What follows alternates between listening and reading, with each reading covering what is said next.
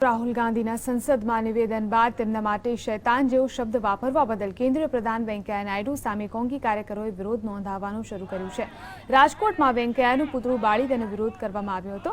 તેમણે વેંકૈયા પાસે આવા નિવેદન બદલ માફીની પણ માંગ કરી હતી।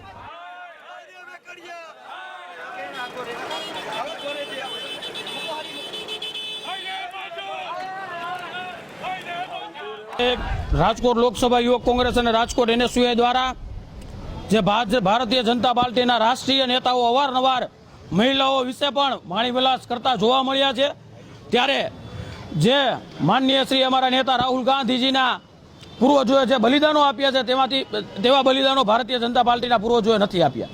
ત્યારે એવા નેતા ઉપર ટિપ્પણી કરીને એક અભદ્ર ભાષાનો ઉપયોગ કર્યો છે। ત્યારે રાજકોટ લોકસભા યુવક કોંગ્રેસ અને NSUI દ્વારા તેમના રાષ્ટ્રીય નેતાનું પૂતળાનું દહન કરવામાં આવેલું હતું અને આવનારા દિવસોમાં આવા વાણીવિલાસ અને અભદ્ર ભાષાનો ઉપયોગ બંધ કરે તેવી અમારી માગણી છે।